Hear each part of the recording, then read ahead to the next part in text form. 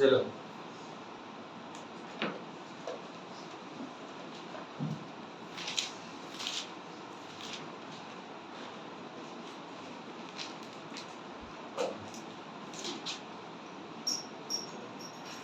Last class में क्या पढ़े? तुम आवेश साहू के भाई हो?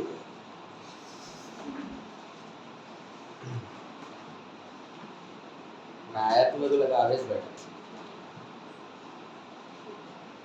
बेटा लास्ट क्लास में क्या पढ़े थे हम लोग?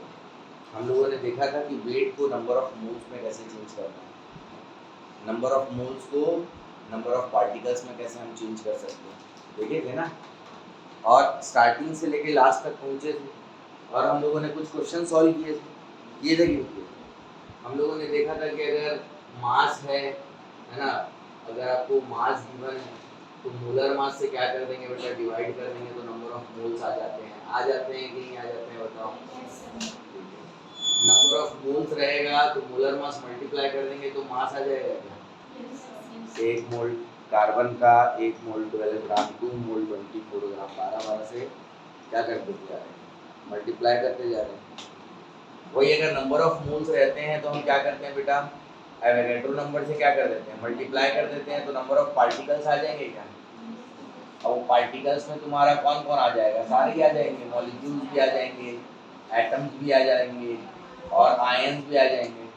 बोलो हाँ। एटम के लिए मोलर मास और मॉलिक्यूल के लिए मोलर मास कैलकुलेट करना जानते हो क्या?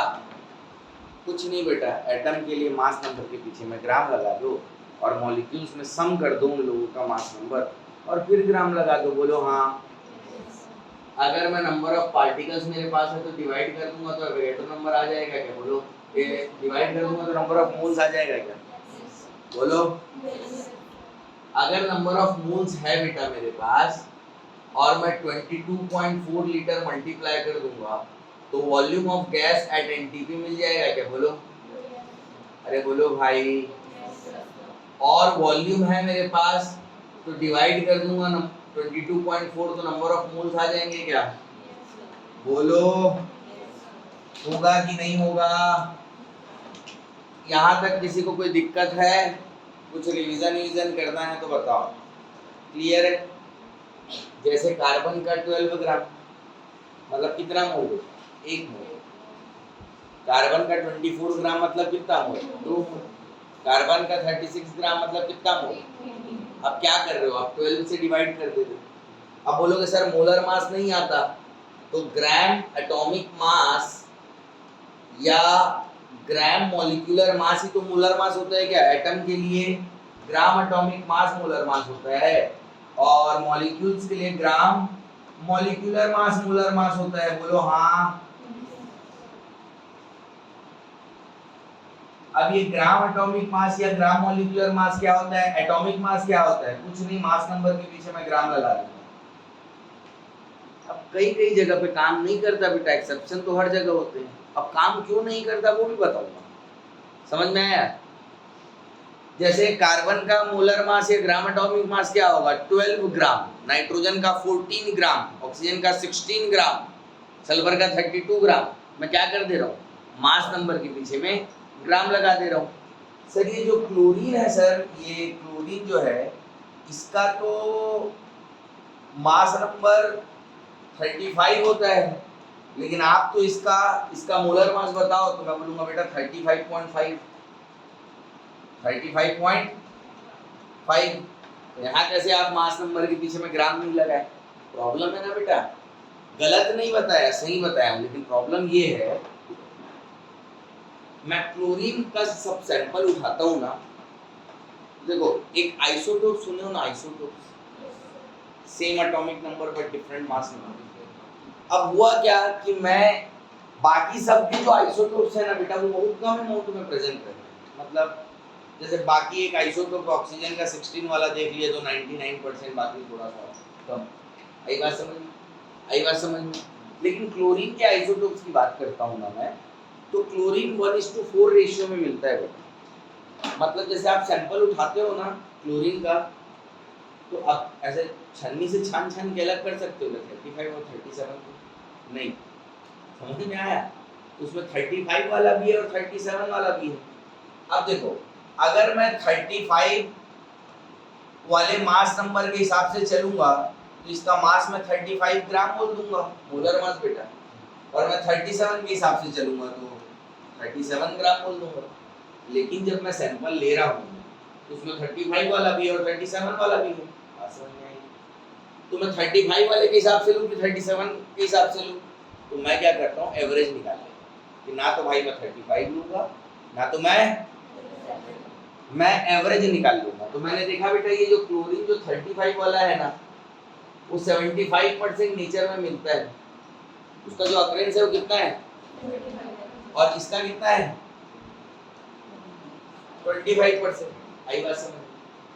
तो जब मैं सैंपल उठा रहा हूँ तो मैं यही सोचता हूँ कि उसका 3 पार्ट कौन है 35 वाला और 1 पार्ट कौन है, तो ऐसी तो मैं एवरेज निकाल लेता हूँ। ये 35 into 75 plus 37 into 25 divided by 100 आ जाएगा 35.5। मतलब गलत अपन ये नहीं है, बात ये हुई कि जो दूसरा आइसोटोप्स है वो भी बहुत ज्यादा अमाउंट में प्रेजेंट रहता है नेचर में। तो भाई अगर मैं 35 ले लूंगा तो 37 वाला पूरा मान जाएगा ना।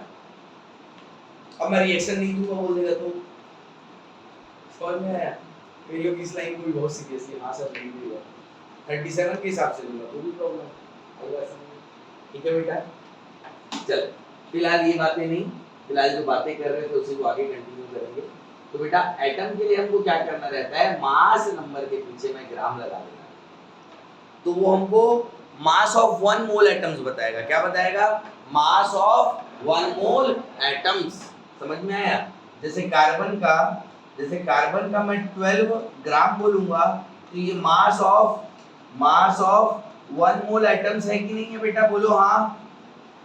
इसीलिए तो इसको मोलर मास बोलता हूं मैं, mass of 1 mole atoms. 1 mole particle का मास मोलर मास। तो 12 के पीछे में ग्राम लगाया तो ये क्या हो गया बेटा, 1 मोल एटम्स का मास है, इसलिए इसको क्या बोला, मोलर मास। क्या बोला? Molar mass. अब वही 12 ग्राम के पीछे में अगर मैं एमयू लगा दूंगा ना तो ये मास ऑफ 1 मोल एटम्स बताएगा कि नहीं बताएगा, बोलो? कैसे गधे हो तुम लोग? एक एटम बताएगा, एक एटम, सिंगल एटम। एमयू लगा दिए तो सिंगल एटम, तो ये क्या हो जाएगा बेटा, मास ऑफ 1 एटम किसका, कार्बन का। आई बात समझ में कि नहीं है? आ गई बेटा? वैसे नाइट्रोजन का 14 ग्राम 14 सब क्लियर है क्या? अब मॉलिक्यूल्स का कैसे निकालेंगे तो उसका भी हम लोगों ने लास्ट क्लास में देखा था। जैसे ये NH3 है मान लो, तो इसका 14 और इसका क्या होता है, मास नंबर 1, इसमें न्यूट्रॉन नहीं रहता, बस प्रोटॉन ही प्रोटॉन रहता है। तो 14 इंटू 1 और 1 इंटू 3 तो कितना हो गया बेटा 17। वही अगर आप 17 ग्राम बोल दोगे तो 1 मोल मॉलिक्यूल किसके, NH3 के, और 17 U बोल देंगे तो ये AMU और U सेम चीज है, मॉलिक्यूल्स में U लिख देते। तो क्या हो जाएगा बेटा, मास ऑफ 1 मॉलिक्यूल, बोलो हाँ, बोलो बेटा, बात समझ में आ रही है क्या? आ रही है क्या? तो वैसे हम लोग ये मोलर मास निकालें तो जो भी सैंपल दिए रहेगा उसको नंबर ऑफ मोल्स में कैसे कन्वर्ट करते हैं, ये हमको बात समझ में आ चुकी है कि नहीं आई है, बताओ? नंबर ऑफ मोल्स अगर हमारे पास है तो नंबर ऑफ पार्टिकल कैसे निकलेंगे? 1 मोल कितना होता है, Na। तो जितने भी मोल्स रहेंगे उससे Na मल्टीप्लाई करेंगे तो नंबर ऑफ पार्टिकल्स हो जाएगा ना, और नंबर ऑफ पार्टिकल्स पता है तो डिवाइड करोगे तो नंबर ऑफ मोल्स आ जाएगा। ये जो तीसरा पार्ट है ना बेटा, एवोगैड्रोस लॉ पढ़ाया था लास्ट क्लास में, ये बताया था कि किसी गिवन टेम्परेचर और प्रेशर पे बेटा कोई भी सेम नंबर ऑफ मॉलिक्यूल्स का वॉल्यूम क्या होता है, फिक्स होता है। सेम नंबर ऑफ मॉलिक्यूल्स का वॉल्यूम क्या होता है, फिक्स होता है। जैसे मैं किसी गिवन टेम्परेचर T और प्रेशर P पे बात करता हूँ, T पे बात करता हूँ, मान लो 1 मोल किसी गैस का वॉल्यूम, मान लो 1 मोल CO2 का वॉल्यूम 2 लीटर, 1 मोल CO2 का वॉल्यूम 2 लीटर है, तो उस टेम्परेचर और प्रेशर पे 1 मोल हीलियम का भी वॉल्यूम क्या होगा, 2 लीटर ही होगा। आई बात समझ में?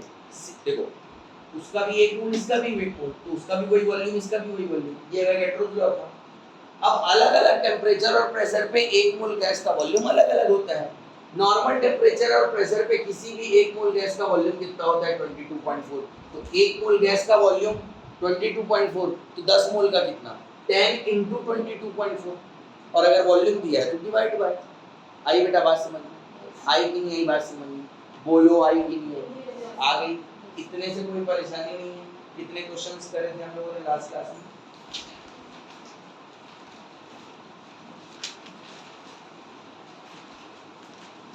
क्वेश्चंस रिवाइज किए थे ना?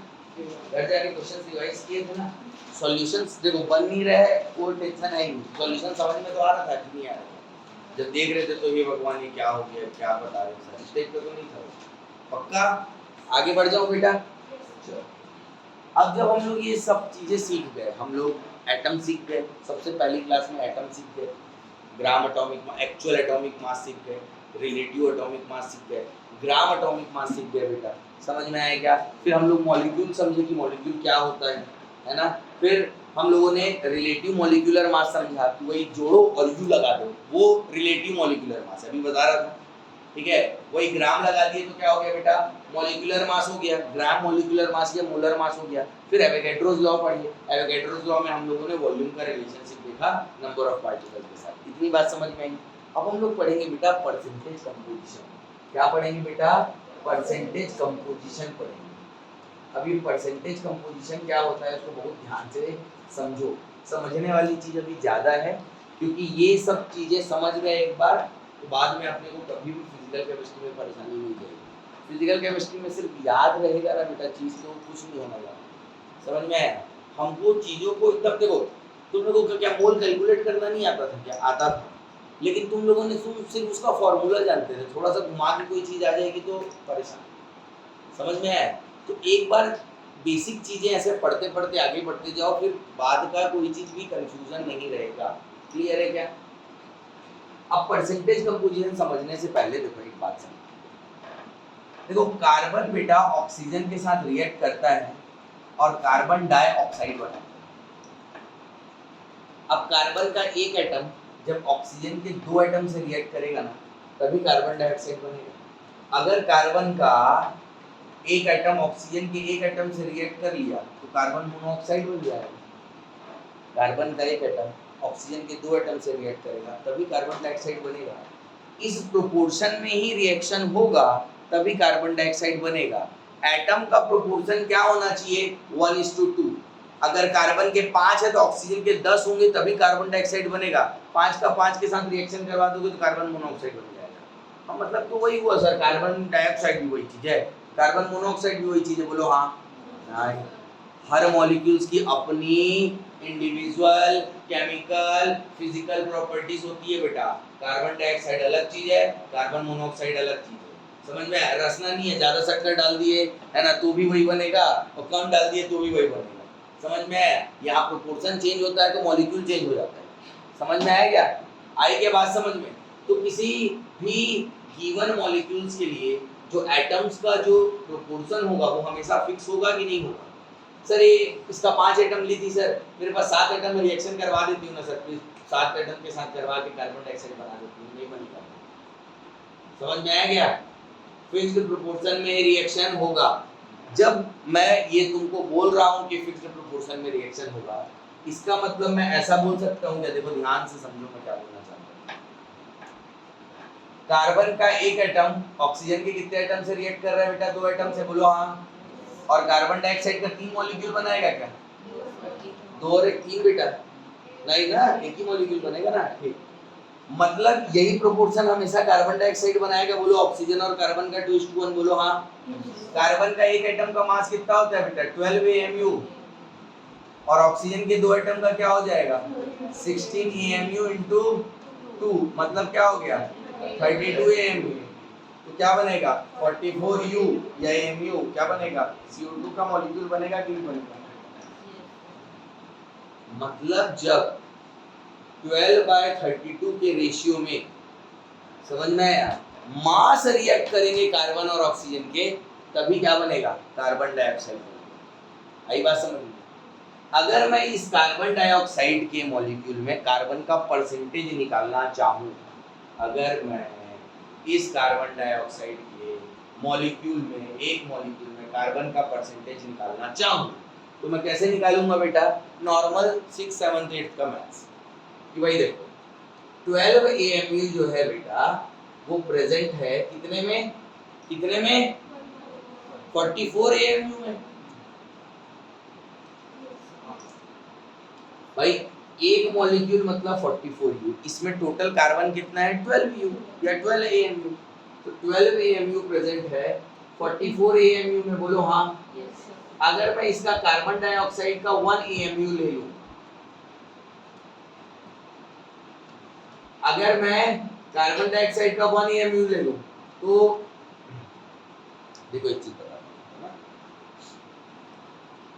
चलो देख लेते हैं। अगर मैं कार्बन डाइऑक्साइड का 1 AMU ले लूं तो आपको टोटल उसमें कार्बन कितना मिलेगा बेटा? 12/44 AMU।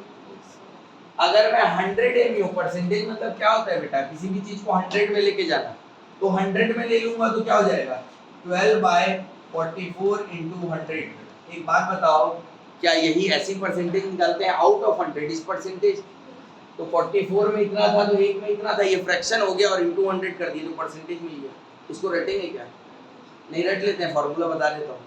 एलिमेंट परसेंटेज का फार्मूला होता है बेटा, किसी भी मॉलिक्यूल में किसी पर्टिकुलर एलिमेंट का अगर आपको परसेंटेज निकालना है तो मास ऑफ द कंपाउंड को डिनोमिनेटर में रखो, ठीक है, बोलो हाँ, और total mass of the element जिसका आप परसेंट निकाल रहे हो, total mass of element in compound को न्यूमरेटर में रखो और इनटू क्या कर दो बेटा? 100। इनटू क्या कर दो बच्चे? इनटू क्या कर दो बेटा? ये और इसमें क्या डिफरेंस है? वही तो है, ये है कि नहीं? इसको भी थोड़ी रटेंगे बेटा, नहीं भाई। टोटल में देखो कितना मास है, जब तुम किसी चीज को डिवाइड में रखते हो, डिनोमिनेटर में रखते हो, तो पर यूनिट मास में, पर यूनिट कार्बन डाइऑक्साइड के मास में कितना अमाउंट कार्बन का ये मिल जाएगा, मतलब 1 AMU मिल जाएगा, इनटू 100 कर दी तो मिल गया। बात समझ में आई? लेकिन मैं ये थोड़ी बताना चाहता हूँ, ये तो तुम लोगों को पता है, मैं तुमको क्या बताना चाहता हूँ, ध्यान से। इसको सॉल्व करूंगा ना बेटा तो 27.27% आता है, ठीक है? कितना आता है बेटा? कार्बन का परसेंटेज कितना आता है? 27.27%। अब एक बात बताओ, कार्बन डाइऑक्साइड कब बनेगा? जब हमेशा कार्बन और ऑक्सीजन का जो रेशियो होगा वो हमेशा 1:2 होगा, बोलो हाँ, बोलो हाँ। मतलब यहाँ पे 4 रखूंगा तो यहाँ पे 8 रखना पड़ेगा, तभी कार्बन डाइऑक्साइड बनेगा, नहीं तो नहीं बनेगा, कुछ दूसरा बन जाएगा, बोलो हाँ। प्रोपोर्शन चेंज हुआ तो मतलब मास का प्रोपोर्शन भी तो फिक्स होगा ना, 12/32। अगर मैं यहाँ पे 4 ले लिया तो इसको मेरे को 8 लेना पड़ेगा, तो यहाँ पे भी 4 और यहाँ पे भी 4 मल्टीप्लाई करना है, तो प्रोपोर्शन तो यही रहेगा बेटा। मतलब मैं बताना ये चाहता हूँ कि कार्बन डाइऑक्साइड का 1 मॉलिक्यूल लो, कार्बन डाइऑक्साइड का 100 मॉलिक्यूल लो, बहुत सारी कार्बन डाइऑक्साइड लो, बहुत थोड़ी कार्बन डाइऑक्साइड लो, परसेंटेज चेंज नहीं होगा एलिमेंट का, परसेंटेज जो है वही रहेगा। बात समझ में आई क्या? बात समझ में आई क्या? थोड़ा सा का भी वही परसेंट, बहुत सारा का भी वही परसेंट। समझ में आया? सर अभी तो ज्यादा अमाउंट है ना सर, तो ज्यादा कार्बन रहेगा ना, परसेंटेज वही रहेगा। ज्यादा कार्बन डाइऑक्साइड है तो ज्यादा कार्बन ज्यादा ऑक्सीजन, लेकिन जो उसका परसेंटेज है बेटा वो 27.27% ही रहेगा। अगर ये बदल गया है मतलब वो कार्बन डाइऑक्साइड नहीं हो, कोई दूसरी गैस, कार्बन और ऑक्सीजन मिलकर दूसरा कंपाउंड बना रहे होंगे। समझ में आया? अगर कार्बन डाइऑक्साइड है तो कार्बन, अगर आपने एक गैस ली, आपको पता चला कि कार्बन और ऑक्सीजन मिलके एक गैस बना, एक कंपाउंड बना, समझ में आया? आपने उसमें उस गैस में कार्बन का परसेंटेज निकाला, कार्बन का परसेंटेज 27.27% आया, तो कार्बन डाइऑक्साइड है। अगर नहीं आया वो कार्बन डाइऑक्साइड हो ही नहीं सकता। बात समझ में आई क्या? आई क्या बच्चे? बोलो क्या? क्लियर है? अब ध्यान से देखो इधर, वैसे इसके साथ भी वही होगा बेटा, प्रोपोर्शन 1:1, एक एटम के साथ रिएक्ट करेगा, बोलो हाँ। एक एटम के साथ रिएक्ट करेगा, 2 मॉलिक्यूल बनाएगा, बोलो हाँ। कितना मॉलिक्यूल बनाएगा? 1 मॉलिक्यूल बनाएगा। Very good. तो बेटा रेशियो क्या है? 1:1।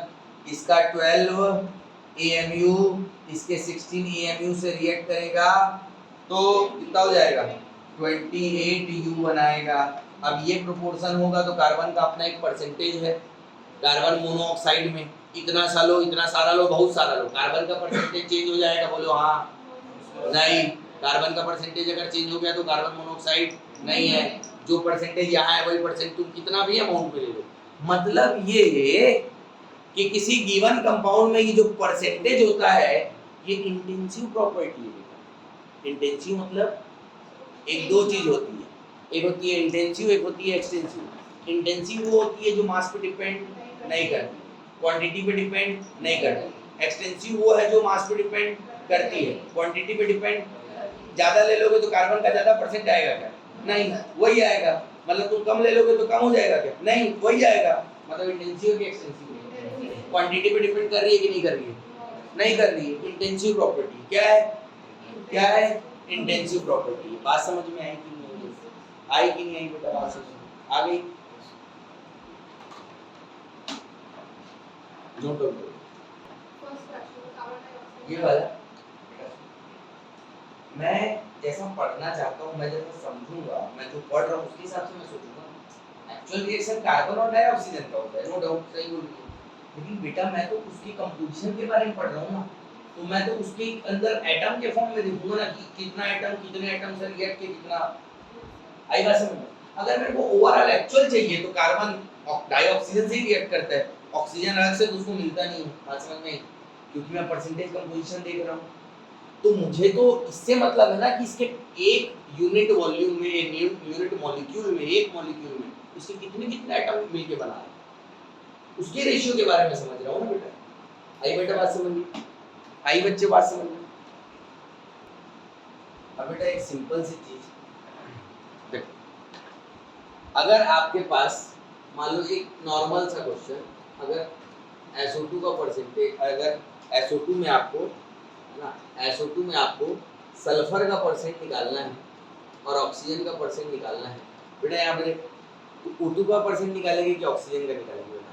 मतलब ऑक्सीजन एलिमेंट का परसेंट निकालेंगे कि O2 मॉलिक्यूल का निकालेंगे? समझ में आ रहा है ना? ठीक है, सल्फर का और ऑक्सीजन का परसेंटेज कैलकुलेट करो जल्दी से। 50-50, सल्फर का 32, ऑक्सीजन का 32, दोनों बराबर है 50-50%। क्या सीखा है? Total mass of the compound नीचे बोलो हाँ, बोलो हाँ। सल्फर का कितना 32 और इसका कितना 32, दोनों को 64 ग्राम ले लेता हूँ, क्योंकि ग्राम लो एमयू लो, परसेंट तो उतना ही आना, इतना सारा इतना सारा है। आई बात समझ में? ये 32 ग्राम इंटू 100 कितना है बेटा? 50%। और क्योंकि यहाँ पे सिर्फ दो ही एलिमेंट्स हैं तो दोनों के परसेंट का सम कितना होना चाहिए? 100, क्योंकि परसेंट मतलब ओवरऑल 100 में आप कैलकुलेट कर रहे हो। वो एक फ्रैक्शन होता है तो सम कितना होता है? 1। परसेंटेज होगा तो सम कितना होगा? 100। तो यहाँ पे अगर सल्फर का परसेंट 50% तो ऑक्सीजन का कितना होगा? 50%। बात समझ में आई बेटा? इसके और बहुत सारे क्वेश्चन हम लोगों को करने हैं, लेकिन फिलहाल आगे थोड़ा सा रहेंगे, उसके बाद करेंगे। एक क्वेश्चन में तुम लोगों को नॉर्मल करवा देता हूँ ऐसा ओरली, तो मैं बाद में तुम लोगों को और बता दूंगा। मान लो एक कंपाउंड दिया हुआ है बेटा, नाइट्रोजन। नाइट्रोजन का क्या दिया है बेटा? एक कंपाउंड दिया है, ठीक है, जिसमें नाइट्रोजन का परसेंटेज तुमको गिवन है। गिवन क्या है बेटा? मान लो नाइट्रोजन का परसेंट गिवन है कितना? 20।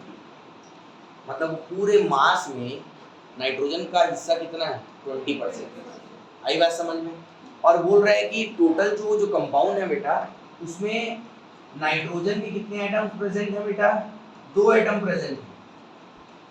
नाइट्रोजन के कितने एटम प्रेजेंट है? 2 एटम प्रेजेंट है। बात समझ में आ रही है? बात समझ में आ रही है?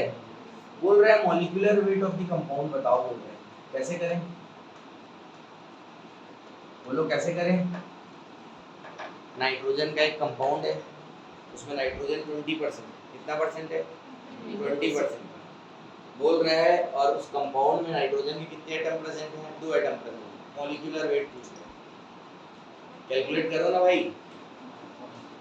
देखो इधर सिंपल है बेटा, क्यों परेशान हो रहे हो? देखो इधर हम लोग मान लेते हैं कि molecular weight molecular weight of compound कितना है, x है, कितना है, तो x का 20% मास ऑफ नाइट्रोजन होगा, बोलो हाँ, अरे बोलो भाई, नहीं गलत बोल दिया क्या, सही बोला हूं ना। तुम लोगों को कंपाउंड में कितना टोटल मास है नाइट्रोजन का नहीं पता, 2 एटम है ना, 2 एटम है ना, तो 14 और 14 कितना हो गया, 28, मतलब x का 28% कितना होना चाहिए, कितना होना चाहिए बेटा, 28U होना चाहिए कि नहीं होना चाहिए। अरे कैसा बात करते हो तुम लोग, थोड़ा सा अच्छे से यस सर बोला करो, मेरे को डर लग जाता है आ रहा है कि नहीं आ रहा है। आई बात समझ में, नहीं आई,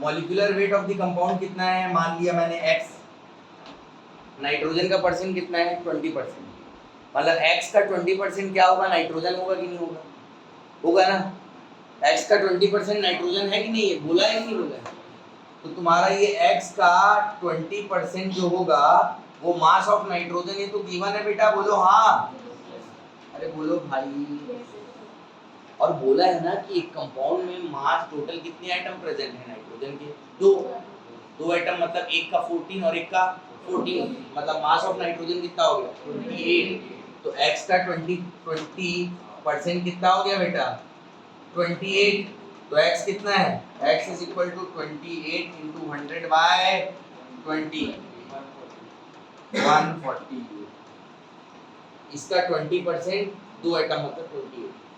आई बेटा बात समझ में, आई बात समझ में, अरे आएगी नहीं आएगी, आ गई, दिमाग लगाना पड़ेगा ना भैया, ऐसे खाली खाली ऐसे याद कर लो थोड़ी है फिजिकल।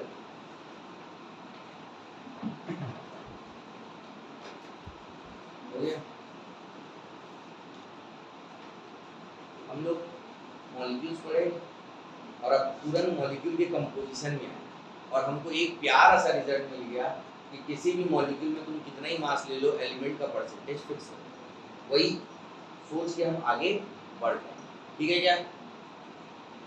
इसके बाद जो हमको बहुत अच्छे से समझना है वो समझना है स्टोइकियोमेट्री। क्या समझना है, स्टोइकियोमेट्री, क्या समझना है बेटा, स्टोइकियोमेट्री बहुत अच्छे से समझना है।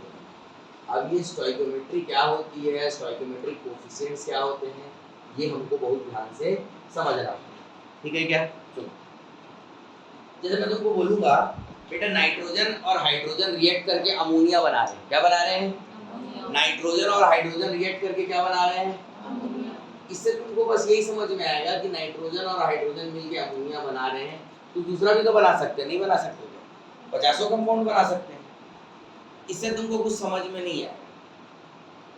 नाइट्रोजन और हाइड्रोजन की बस तुम वो जनरल नॉलेज, कोई बोल दिए नाइट्रोजन और हाइड्रोजन मिलके अमोनिया बना रहे हैं तो भोगो टाइप से हाँ बना रहे हैं, समझ में आया।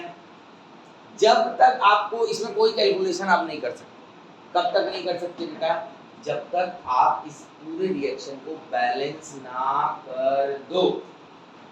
चलो मैं बैलेंस कर देता हूँ, यहाँ में नाइट्रोजन के तो यहाँ पे एक ही, तो यहाँ पे कर देता हूँ मैं 2, बोलो हाँ, यहाँ पे हाइड्रोजन के 6, यहाँ पे 2 ही है, यहाँ पे कर देता हूँ 3। अब मेरे को समझ में आ गई बात, क्या अब मैं सोच सकता हूँ, अब मैं कैलकुलेशन कर सकता हूँ, अब आप जो बोलोगे मैं आपको बता सकता हूँ, समझ में आया क्यों, क्योंकि मुझे मिल गया बेटा स्टोइकियोमेट्रिक कोएफिशिएंट्स। ये जो सामने नंबर है ना बेटा, ये बहुत इंपॉर्टेंट है, ये क्या है, बहुत इंपॉर्टेंट है, ये है स्टोइकियोमेट्रिक कोएफिशिएंट्स। क्या है, स्टोइकियोमेट्रिक कोएफिशिएंट्स। अब इसको देखते के साथ मुझे समझ में आया, क्या समझ में आया, इसको देखने के जैसे मैंने देखा मेरे को समझ में आ गया कि जब नाइट्रोजन का एक मॉलिक्यूल रहता है ना, तो हाइड्रोजन के 3 मॉलिक्यूल से वो एक मॉलिक्यूल रिएक्ट करेगा, तब अमोनिया के 2 मॉलिक्यूल। अगर ये प्रोपोर्शन नहीं है ना तो अमोनिया नहीं बनेगा, फिर कोई दूसरा कंपाउंड बनेगा। आई बात समझ में, पुराना अभी जो बता रहा था उससे याद करो, आई बात समझ में। अगर मैं नाइट्रोजन का एक मॉलिक्यूल लूंगा डाइहाइड्रोजन का 3 मॉलिक्यूल लूंगा तब अमोनिया का क्या मिलेगा 2 मॉलिक्यूल। सर मेरे को हाइड्रोजन पसंद नहीं है सर, मैं एक मॉलिक्यूल से 2 मॉलिक्यूल का रिएक्शन करवा लेता हूँ, अमोनिया बना लेता हूँ, नहीं बनेगा फिर कुछ और बनेगा। आई बात समझ में? अगर मेरे पास डाइनाइट्रोजन के 2 मॉलिक्यूल हैं तो डाइहाइड्रोजन के कितने मॉलिक्यूल से रिएक्ट करेंगे बेटा?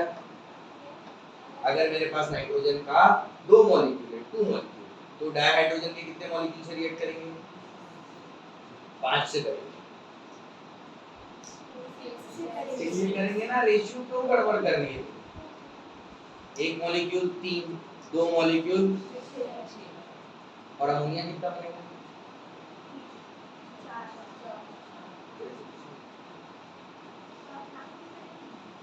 मुझसे पूछो, तुम नहीं बेटा, मुझसे पूछो। समझ में आया बेटा? आई बात समझ में?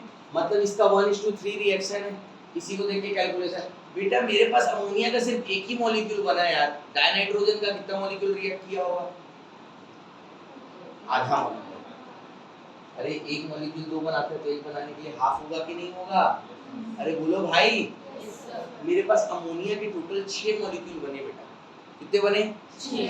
डाइहाइड्रोजन के कितने रिएक्ट किए हुए होंगे? तुम लोग गधे हो क्या? 3 से 2 बनता है। चल बता। इसके 6 मॉलिक्यूल बने बेटा, 6। डाइहाइड्रोजन के कितने मॉलिक्यूल रिएक्ट किए हुए हैं? देख लो तुम लोग थोड़ा, हाँ देख लो 9 बोल रही हो, सही बोल रही हो? अरे 3 मॉलिक्यूल 2 बनाता है, 6 4 बनाएगा, 9 6 बनाएगा। समझ में आया? तो थोड़ा सा प्राउड करो अपने आप को कि तुम लोग ड्रॉपर के स्टूडेंट, ठीक है? जिसको इतना टाइम ले रहे हो ये सब चीजें, ठीक है? देखो 1 मॉलिक्यूल 3 मॉलिक्यूल से रिएक्ट करेगा, 2 मॉलिक्यूल बनेगा, एक मॉलिक्यूल, ये स्टोइकियोमेट्री समझ में आई ना? 1 मॉलिक्यूल 3 मॉलिक्यूल से रिएक्ट करेगा और 2 मॉलिक्यूल बनाएगा। किसी को कोई परेशानी नहीं। एक मॉलिक्यूल का मास क्या हो जाएगा बेटा? 28 ग्राम। बोलो हाँ। एक मॉलिक्यूल का मास 28 ग्राम हो जाएगा। बोलो हाँ। गधे हो गया? ग्राम लिखूंगा तो 1 मोल हो जाएगा, 28 यू बोलूंगा। समझ में आया? देखो मैं गलत बात करके सही करता हूँ भैया, इसके 3 मॉलिक्यूल का मतलब, एक मॉलिक्यूल का मतलब 2 ग्राम। बोलो हाँ। तो 3 मॉलिक्यूल का क्या हो जाएगा? 6 ग्राम। बोलो हाँ। कितना? 6U। तो यहाँ पे 2U × 3 मतलब 6U। इसका एक मॉलिक्यूल कितना बेटा?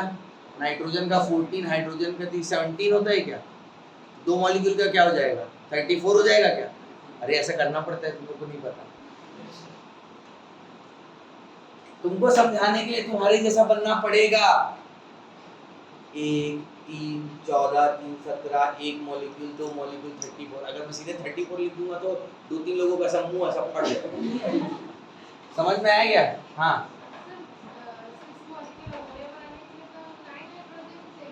हाँ, तो मैं क्या बोला? तो मास करना हूँ ना मैं।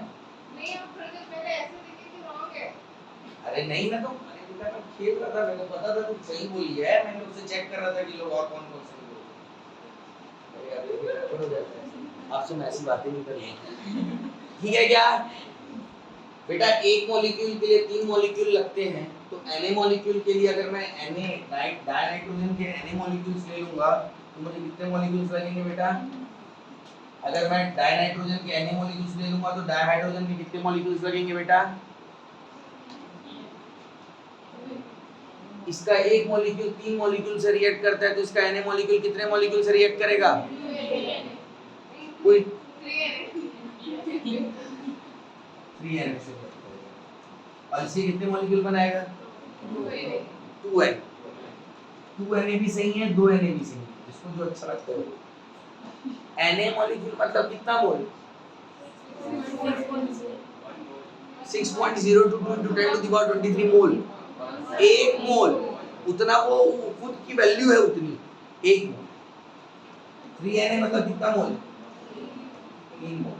और 2Na मतलब कितना मोल? बोलो नहीं है समझ। 1 मोल का मास बोलो उधर कोई 6 बोल रहा है। तुम लोग किसी को बताना मत कि मैं ड्रॉपर का के स्टूडेंट हैं हम लोग, समझ में आया? 28 ग्राम एक साल बाद बताना, 6 ग्राम कितना हो जाएगा बेटा? 34 ग्राम। मानते हो कि नहीं मानते हो? ग्राम लगा है तो मोल्स, यू लगा है तो मॉलिक्यूल्स। आई बेटा बात समझ में? आई कि नहीं बेटा? नहीं है? अरे क्या किया मैं, ये Na 1 मोल होता है कि नहीं? 1 मोल का मास ग्राम में लगाता हूँ ना, 14 × 2 28 ग्राम। यहाँ पे हाइड्रोजन का कितना हो जाएगा? 2 ग्राम। 3 मोल है तो 6 ग्राम। ये भाई डरा देते हो। 2 ग्राम पर मोल, 1 मोल का इंटू 3 करूंगा ना, 3 मोल बन रहा है तो 6 ग्राम लिखूंगा ना भाई। 1 मोल का कितना होता है यहाँ पे? 17 ग्राम पर मोल। 2 मोल बना इंटू 2 करके 34 ग्राम लिखूंगा ना। ठीक है, अब और बातें सुनो, अच्छी अच्छी बातें हम करेंगे।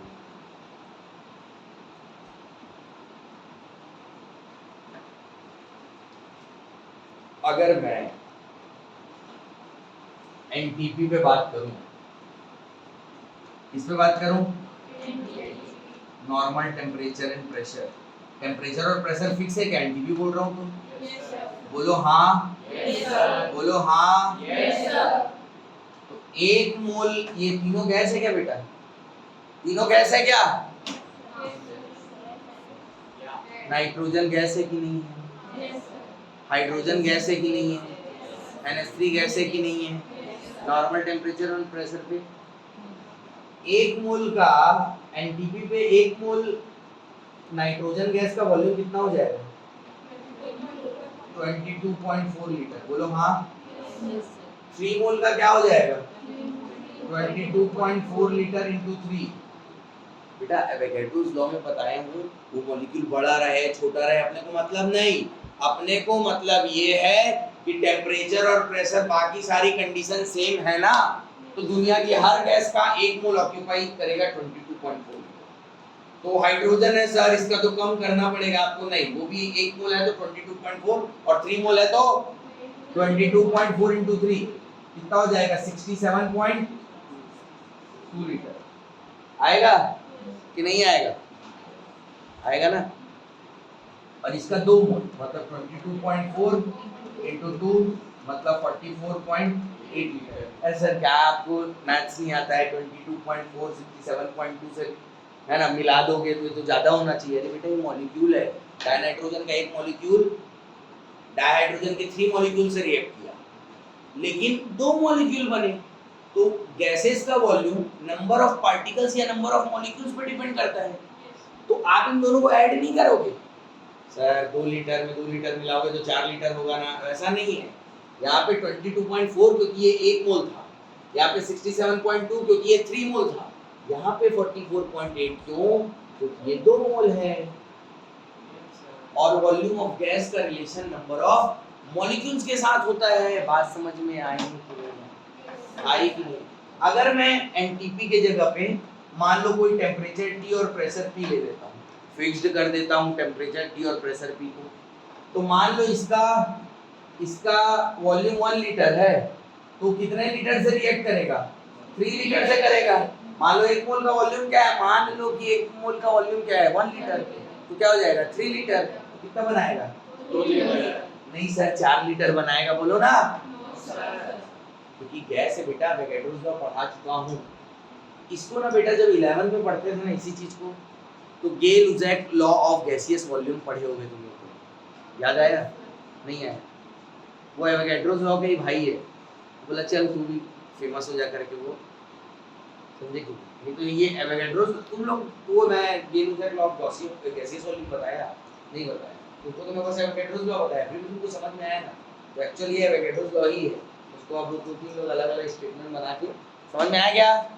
बोलो यस सर। अभी एक और चीज बता, तुम लोग इसके नीचे लिखना, लेकिन मैं यहाँ पे लिखूंगा, ठीक है? अगर अभी मैंने टेम्परेचर और प्रेशर को कांस्टेंट किया है, अगर मैं टेम्परेचर और वॉल्यूम को कांस्टेंट कर दूंगा, तो 1 मोल का प्रेशर क्या हो जाएगा बेटा? 1 मोल का प्रेशर क्या हो जाएगा? मान लो P, तो 3 मोल का प्रेशर क्या हो जाएगा? 3p, 2 मोल का प्रेशर क्या हो जाएगा 2p। बात समझ में आई। अगर मान लो किसी गिवन टेम्परेचर, ये T1 V1 कर दो, मैं जो टेम्परेचर दूसरा लिया T2 और V2, मान लो 1 मोल का प्रेशर क्या था बेटा T2 और V2 टेम्परेचर पे 1 एटमॉस्फेयर, तो वो कितने एटमॉस्फेयर से रिएक्ट करेगा, हाइड्रोजन के 3 एटमॉस्फेयर से रिएक्ट करेगा, और अमोनिया का कितना एटमॉस्फेयर बनाएगा 2 एटमॉस्फेयर बनाएगा। क्या ये सारी बातें आपको समझ में आई? Yes sir. आई कि नहीं आई? कोई तुमको कंफ्यूज कर सकता है? No sir. नहीं कर सकता ना? जल्दी से लिखो।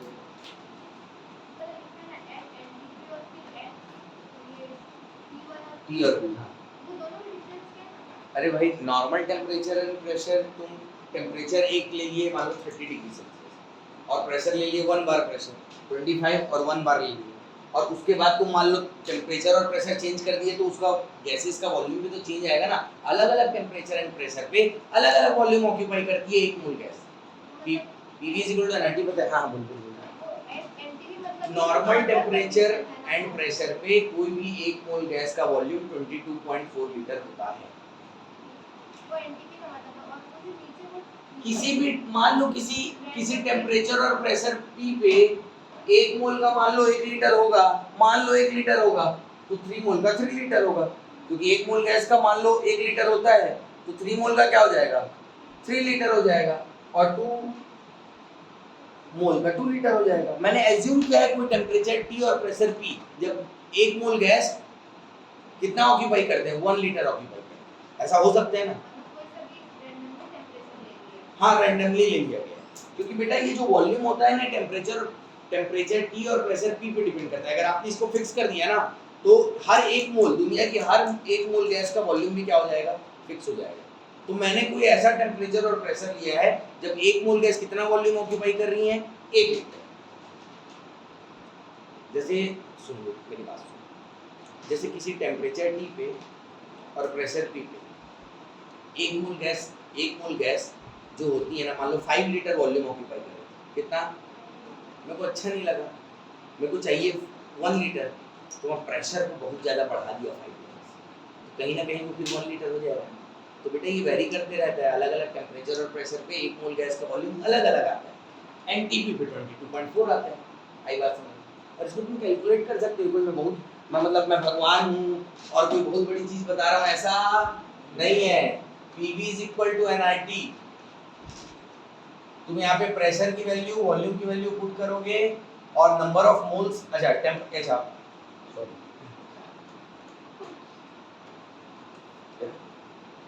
तुम यहाँ पे PV = nRT जानते हो कि नहीं जानते हो? आइडियल गैस इक्वेशन, किसी P पे और किसी T की वैल्यू को फिक्स कर दो, तो यहाँ पे P की वैल्यू पुट कर देना, यहाँ पे T की वैल्यू पुट कर देना। तुम 1 मोल का वॉल्यूम निकालना चाहते हो तो 1 मोल पुट कर देना। R की वैल्यू गैस कांस्टेंट है तो फिक्स आ जाएगी ना, हर 1 मोल का वॉल्यूम फिक्स आएगा कि नहीं आएगा? अरे जब ये सारा कांस्टेंट है, ये कांस्टेंट है, तो वैल्यू फिक्स आएगी कि नहीं? 1 मोल गैस का वॉल्यूम फिक्स होता है बेटा। कोई परेशानी है क्या? बोलो, है क्या? ऐसा डाउट पूछते रहना चाहिए हर किसी को, समझ में आया? क्योंकि बेटा ऐसा जब आप पूछते हो ना, आपके मन में कुछ प्रॉब्लम है, कुछ चल रहा नहीं, आप लोगों को थोड़ा सा वो पॉजिटिव वाइब्स नहीं है, सर मजा नहीं, तो पूछो कि कहाँ तुम लोगों को मजा नहीं आ रहा है, क्योंकि उससे क्या होता है किसी कोई दूसरे का भी उद्धार हो जाता है जो सोच नहीं पा रहा है।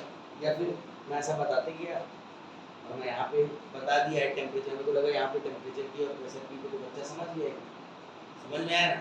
तो तुम मेरे को रोक दिए ना पूछ के, तो मेरे को तुमने और टाइम ले लिया ना, और हर बार क्या होता है ना बेटा स्टाइल चेंज हो जाता है एक्सप्रेस करने टीचर है, तो हो सकता है मैं दूसरे तरीके से समझाऊँ तो 2-3 और जिसको समझ में नहीं आ रहा था तो आ जाएगा। तो पूछते रहा करो, क्लास जैसी लगती है, मुझे तो ऐसा लगता है सामने खड़े होकर कोई जादू दिखा रहा है और बैठ के लोग देख रहे हैं। ठीक है, समझ में आया? अब ये इतनी सारी चीजें बेटा, इसको हमको रिलेट करने आना चाहिए। हमको क्या आना चाहिए? रिलेट करने आना चाहिए। मान लो मेरे पास 1 मोल गैस है, बोलो हाँ, कितनी चीजों को बस देखना तुमको, कितनी चीजों को देखोगे? ये जो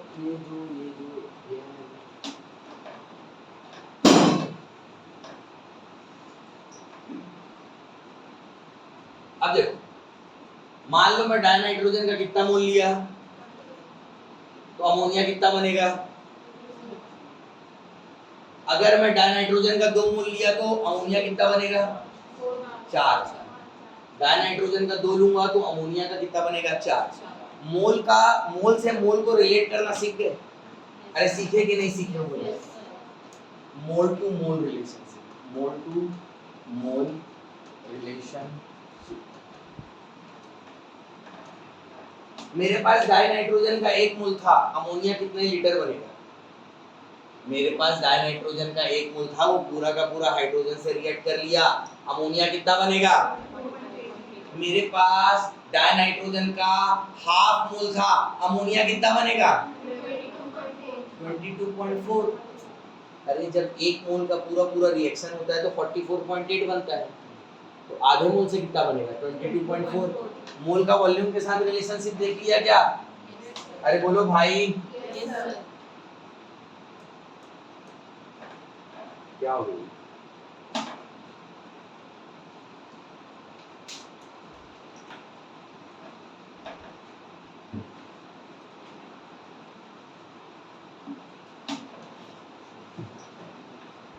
क्या हो गया? कोई टच हो गया? हाँ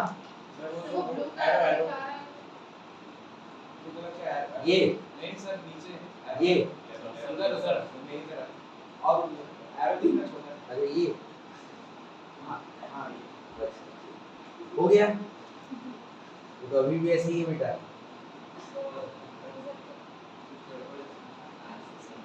बताइए।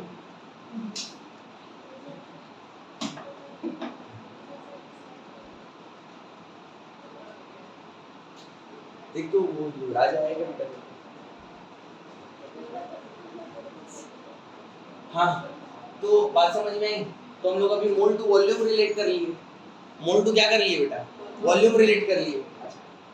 अगर मेरे पास 14 ग्राम क्या रहेगा बेटा?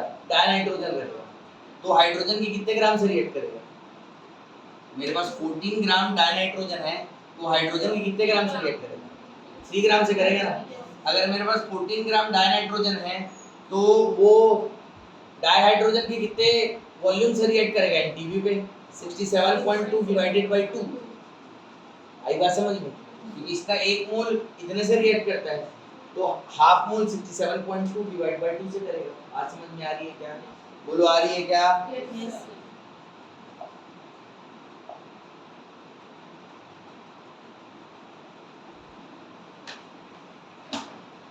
बस ये काम करते हैं ना।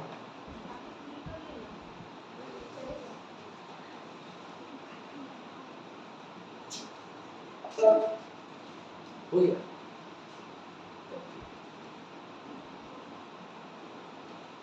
ठीक है बेटा, तो देखो मोल टू मोल रिलेट कर लिए, मोल टू वॉल्यूम रिलेट कर लिए।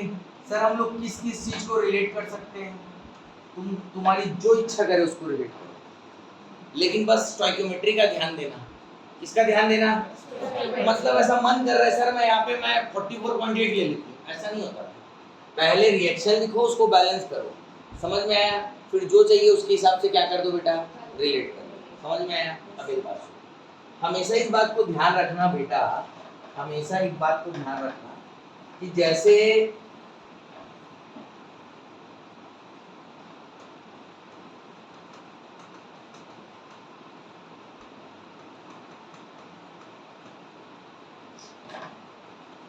अब जब भी कोई ऐसी इक्वेशन होगी तुम्हारी केमिकल रिएक्शन हो, इक्वेशन हो, ठीक है, बैलेंस सबसे पहले तो बैलेंस करोगे, क्योंकि बैलेंस नहीं करोगे तब तक उसका कोई अता पता नहीं भाई कि कौन कितने से रिएक्ट करेगा। समझ में आया? किसी भी केमिकल रिएक्शन में सबसे पहली चीज मास कंजर्व रहेगा बेटा।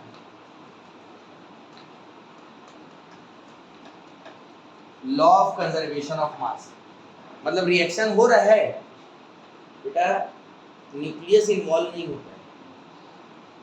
केमिकल रिएक्शन में सिर्फ इलेक्ट्रॉन्स का खेल है, बताया था ना पहली क्लास में। न्यूक्लियस इन्वॉल्व होता ही नहीं, और जब तक न्यूक्लियस इन्वॉल्व नहीं होगा मतलब ये न्यूक्लियर फिजिक्स नहीं है, और न्यूक्लियस इन्वॉल्व नहीं होगा तो मास डिफेक्ट नहीं होगा, ना तो मास कुछ बनेगा ना तो गायब होगा, ऐसे कोई चीज नहीं होती बेटा। समझ में आया? रिएक्टेंट्स क्या बना देते हैं? प्रोडक्ट बना लेते हैं, और कभी भी मास ना तो डिसअपियर होता है केमिकल रिएक्शन के दौरान, ना तो अपीयर। बात समझ में? Law of conservation of mass chemistry के लिए सही है, फिजिक्स के लिए गलत है कि नहीं? पता है कि नहीं? ये रिएक्शन होते हैं तो मास गायब हो जाता है, थोड़ा सा एनर्जी में कन्वर्ट हो जाता है। तो यही चैप्टर 12 पढ़ी है कि नहीं पढ़ी? नहीं पढ़ी? बात करो। नेक्स्ट, यहाँ law of conservation of mass तो सबको समझ में आ गया ना। दूसरा, law of conservation of atoms.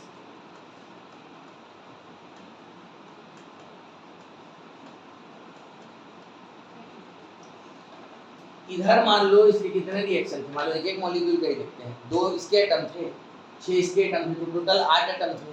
अब वो 8 एटम केमिकल रिएक्शन किए 10 हो गए, ऐसा थोड़ी होता है। एटम चेंज नहीं होते बेटा, केमिकल रिएक्शन है, न्यूक्लियस इन्वॉल्व, ये एटम नाइट्रोजन ऑक्सीजन बन गया, ऑक्सीजन हाइड्रोजन बन गया, ये सब कब होता है? ऐसा जो होता है ये न्यूक्लियर फिजिक्स में होता है, जब वो न्यूक्लियस इन्वॉल्व होता है, टूट जाता है, जुड़ जाता है। यहाँ पे न्यूक्लियस का कोई मतलब ही नहीं है, सिर्फ केमिस्ट्री क्या है, इलेक्ट्रॉन का खेल है, जितने एटम्स इधर रहेंगे उतनी एटम्स इधर रहेंगे। समझ में आया क्या? तो law of conservation of mass होता है कि नहीं होता है? Law of conservation of atoms होता है कि नहीं होता है? Law of conservation of molecules होगा कि नहीं होगा? नहीं होगा बेटा। देख उधर 4 मॉलिक्यूल 2 मॉलिक्यूल, एटम कंजर्व होते हैं लेकिन मॉलिक्यूल्स कंजर्व नहीं होते हैं।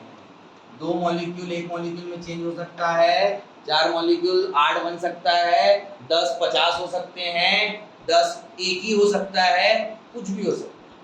मॉलिक्यूल्स कंजर्व नहीं रहते, एटम्स कंजर्व रहते हैं।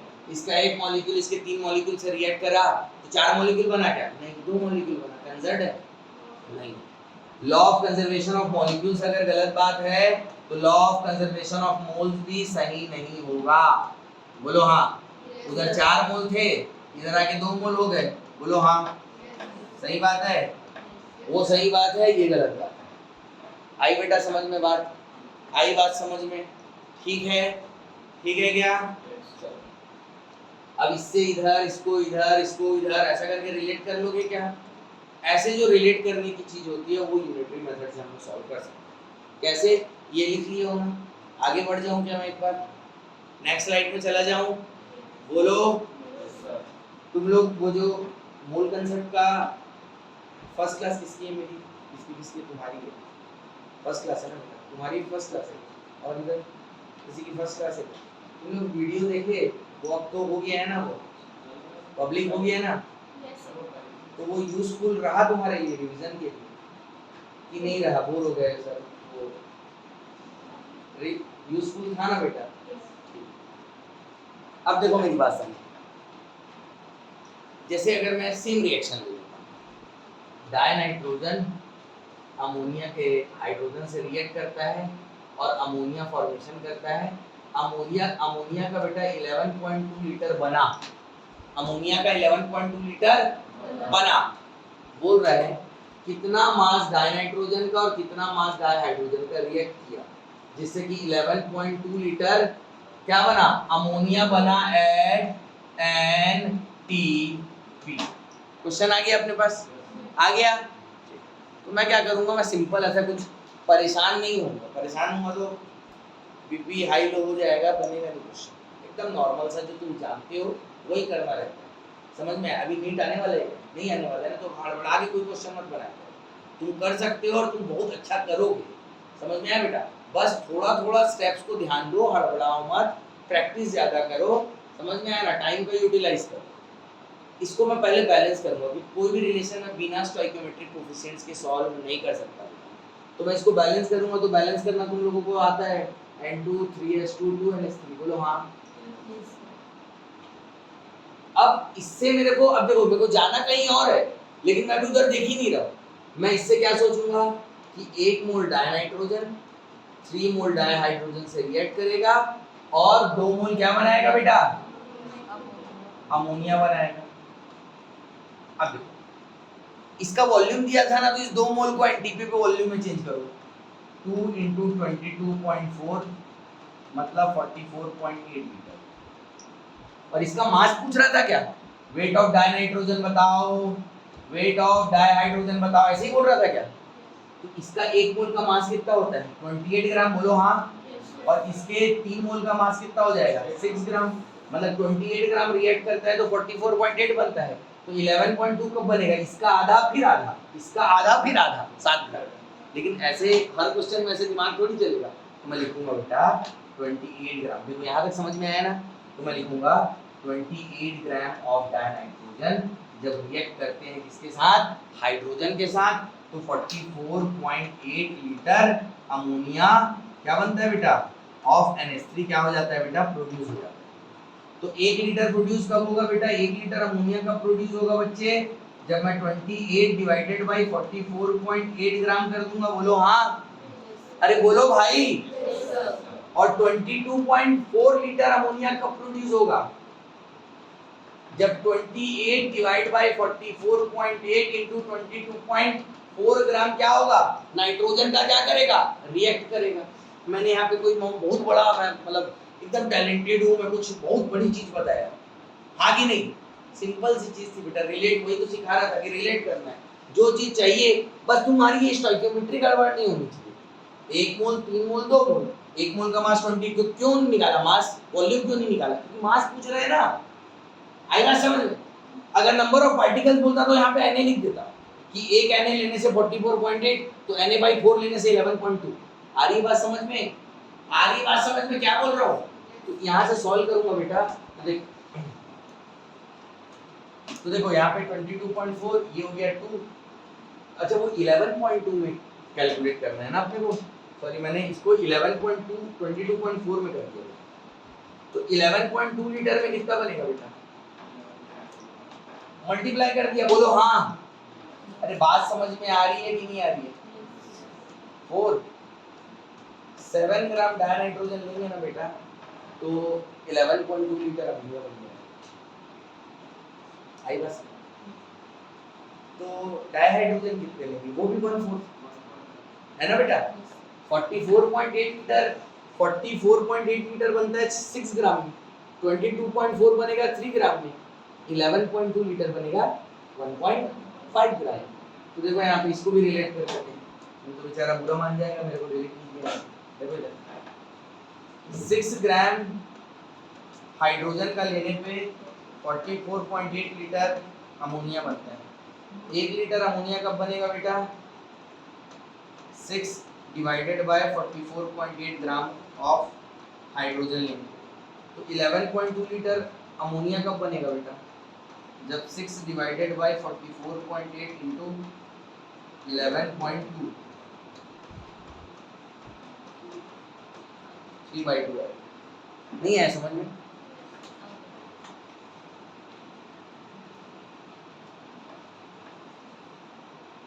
सिक्स ग्राम लेने पे कितना बनता है? 1 लीटर कब बनेगा? 6/44 रुपए। तो 11.2 में 6 डिवाइडेड बाय 44.8 इंटू 11.2, ये 4 टाइम्स में गया। 6/4 मतलब 3/2, और 3/2 को दुनिया जानती है 1.5 होता है। नहीं जानते? अब आया समझ में? आ गया? अब सुनो मेरी बात। जब एक रिएक्टेंट दिया रहेगा, कोई भी रिएक्शन दिया हुआ है, उसका एक कंपोनेंट दिया है, सिर्फ कितना कंपोनेंट? एक सिंगल कंपोनेंट दिया है, उससे मैं दूसरे को स्टोइकियोमेट्री को यूज करके मैं रिलेट कर सकता हूँ। बोलो हाँ कर सकता हूँ। बोलो ना बेटा कर सकता हूँ। सब निकाल सकता हूँ। अगर मेरे को डाइनाइट्रोजन दिया है 0.7 ग्राम, तो उससे कितना हाइड्रोजन रिएक्ट करेगा वो भी मैं निकाल सकता हूँ। बोलो हाँ। कितना अमोनिया बनेगा वो भी निकाल सकता हूँ। मेरे को क्या पता होना चाहिए? बस स्टोइकियोमेट्री पता होना चाहिए। बात समझ में आ रही है क्या? बात समझ में आ रही है क्या?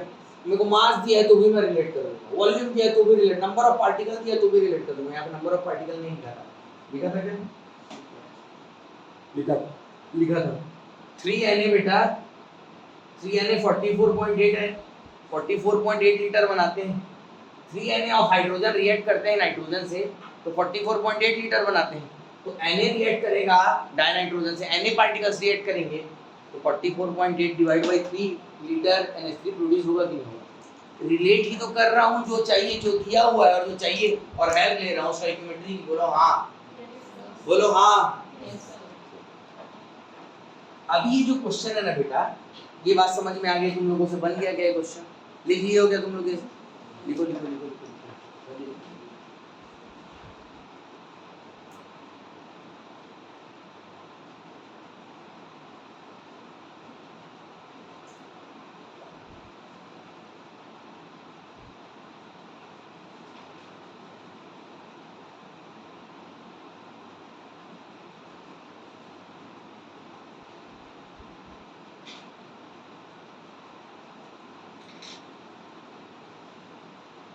काय हुनर क्या है? बराबर यही होता है बेटा, कैसी भी सिचुएशन रहे एक भी क्लास मिस नहीं करोगे। समझ में आया? तबियत भी खराब है ना तो भी आना है। एक क्लास छूटने से बहुत लॉस हो जाता है, ये सिर्फ एक क्लास छूटने से। तुमको क्या क्या करना है तुमको मालूम है? लेक्चर अटेंड करना है, जो क्वेश्चन सर करवाए हैं, जो भी टीचर तुम्हारे करवाए हैं उसको रिपीट करके रिवीजन करना है उसका पूरा। फिर उससे रिलेटेड क्वेश्चंस बनाने हैं खूब सारे, जो समझ में नहीं आया तुरंत अपने टीचर से बात करो। समझ में आया? और तुमको कुछ करने की ज़रूरत नहीं है, रेगुलर डीपीपी सॉल्व करो, टेस्ट हमेशा रेगुलर दिलाओ। कई बच्चे जो रहते हैं ना बेटा बहुत होशियार रहते हैं। समझ में आया? अपने से कोई चीज़ तुम कितने भी धुरंधर रहो और तुम कितने सालों से तैयारी कर रहे हो वो मैटर नहीं करता है। मैटर ये करता है कि तुम जब तक अभी मैं तुम देख लो, क्या देख लो, अच्छा लगा नहीं लगा, समझ में आया, समझ में आया नहीं समझ में आया, सब देख लो। ठीक है, तुम्हारी जो इच्छा लगे तुम वो करो, लेकिन एडमिशन करवा लिए उसके बाद इतना डेडिकेशन दिखाओ कि अगर मैं बोलूँ नहीं कूलर है तो कूलर है। आपको कुछ भी नहीं सोचना है, आपको जो दिया जाए काम वही काम करना है, उसके अलावा ना तो सोचना है। अपना दिमाग सर टेस्ट क्यों नहीं दिया है सर, वो थोड़ा सा मैं अपना वो बैक साइड कर रहा है, कुछ भी हो जाए टेस्ट दिलाना है, भले नेगेटिव में है लेकिन टेस्ट दिलाना है। समझ में? अपने हिसाब से कुछ भी नहीं करोगे, अपने हिसाब से करना है तो पहले सोचो। समझ में आया? लेकिन बेटा अपने हिसाब से सोचने से बेटा सिर्फ मार्क्स कम ही होते हैं। समझ में आया? बहुत सारे कंसिस्टेंट बच्चे बहुत अच्छा कर लेते हैं, जो एकदम शुरू पे हमेशा डिसाइड किया है, जो रावण वाले दिमाग वाले रहते हैं जब, है ना? लेकिन उनको क्या है, जिसके पास ज़्यादा दिमाग वो सोचता है कि मेरे लिए ये सही होगा, सर को थोड़ी पता है, सर को सब पता है कि मेरे क्या सही है, मेरे पास ज़्यादा दिमाग है, मैं टेस्ट नहीं दिलाऊंगा। मेरा एक दो बार जैसे एक आध बार फर्स्ट सेकंड रैंक आ गया और एक आध बार फोर्थ फिफ्थ आ गया, तो अब मतलब भाई का वो जमीर हिल गया ना, तो वो एक टेस्ट ही नहीं दिलाएगा, वो जाएगा। फिर उसको डेंटल भी मुश्किल से मिला, ऐसे बहुत सारे बच्चे हैं। समझ में आया? तो इसीलिए आपको अभी जब तक आप एक बार आपकी रेगुलर मतलब आपका शेड्यूल स्टार्ट हो गया बेटा, तो आपको कुछ नहीं सोचना है, आपका एक ही काम है, आपको पढ़ना है और आपको जो भी प्रॉब्लम है वो टीचर्स के साथ डिस्कस करना है। मैं ऐसा कर लूँ क्या, ये अपना दिमाग लगा के अपने आप को परेशान मत करना। जो परेशानी है टीचर को बता दो, वो बता देंगे, बात खत्म हो जाएगी यार। आई बात समझ में? ये हो गया अपना कंप्लीट। अभी तक हम क्या कर रहे हैं पता है? अभी तक हमको एक रिएक्टेंट दिया हुआ है, या तो उसका मोल दिया हुआ है, या तो मास दिया है, या तो वॉल्यूम दिया है, या तो नंबर ऑफ पार्टिकल्स दिए हैं, और हमको या तो वॉल्यूम पूछ रहा है, या तो मोल्स पूछ रहा है, या तो मास पूछ रहा है दूसरे का। तो अपन कैलकुलेट कर सकते हैं क्या? कौन कौन कैलकुलेट कर सकता है? अरे भाई किसी का मास दिया है, किसी एक रिएक्टेंट का या प्रोडक्ट का कुछ दिया है, तो दूसरे रिएक्टेंट या प्रोडक्ट का अपन लोग सॉल्व नहीं कर सकते कि मास कितना होगा, वॉल्यूम कितना होगा, पार्टिकल्स। तो वही तो बोल रहा था, हाथ ऊपर करके बता दो, थोड़ी मेरे को भी खुश कर दो। मतलब ऑलमोस्ट सब निकाल लोगे ना बेटा। आशीष तू पैसे ऐसे लेते हैं क्या? हाथ ऊपर कि मतलब मैं गिड़गिड़ा के तेरे को बोलूं बेटा प्लीज हाथ ऊपर कर। ठीक है, आई बेटा बात समझ में? अब सुनो, अब इसको जो अपन सॉल्व करते हैं ना बेटा, इसको यूनिटरी मेथड बोलते हैं। ये इतना इतना बनाता है तो इतना इतना बनाएगा। जैसे क्वेश्चन और करो, डायनाइट्रोजन ऑलरेडी बैलेंस कर देता हूं, ये 2 है। अब मान लो क्वेश्चन ये है कि डायहाइड्रोजन का 5/6 मोल है। क्या है? क्या है? डायहाइड्रोजन का क्या दिया हुआ है? 5/6 मोल दिया है, और बोल रहा है कि पूरा का पूरा नाइट्रोजन के साथ रिएक्ट कर लेगा, मतलब नाइट्रोजन एक्सेस में है, जितना चाहो उतना मिल जाएगा। आई बात समझ में? समझ में आया? तो पूछ रहा है कि नंबर ऑफ मोल्स, एकदम नंबर ऑफ मोल टू मोल वाला ही करवा रहा हूं, समझ में? ज्यादा टेंशन मत लो। बताओ number of moles of NH3 कितना प्रोड्यूस हो जाएगा? बताओ कितने number of moles of dinitrogen required होंगे जो 5/6 मोल ऑफ डायहाइड्रोजन के साथ रिएक्ट करेंगे। तो मैं रिलेट करता हूँ बेटा, देखो मैं नॉर्मल रिलेट करता हूँ। पहले मैं डायनाइट्रोजन और डायहाइड्रोजन को रिलेट कर लेता हूँ कि जब 1 मोल डायनाइट्रोजन होता है ना, तो उसके लिए 3 मोल ऑफ डायहाइड्रोजन लगते हैं। बोलो हाँ। yes, तो 1 मोल डायहाइड्रोजन के लिए कितने मोल नाइट्रोजन लगेंगे बेटा? 1/3 मोल। अरे नहीं आ रहा है क्या? तो 5/6 मोल ऑफ डायहाइड्रोजन के लिए कितने लगेंगे बेटा? 5/6 into 1/3 मोल ऑफ डायनाइट्रोजन लगेंगे, मतलब 5/18 मोल लगेंगे। बोलो हाँ।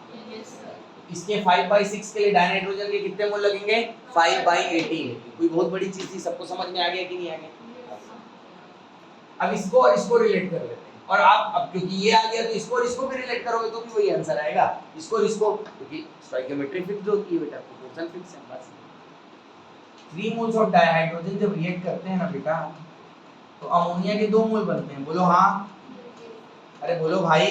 Yes sir. तो 1 मोल डायहाइड्रोजन का रिएक्शन होगा तो 2/3 मोल ऑफ अमोनिया बनेंगे क्या?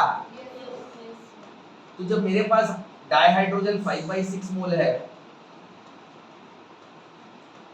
तो 5/6 into 2/3 मोल ऑफ अमोनिया बनेंगे क्या?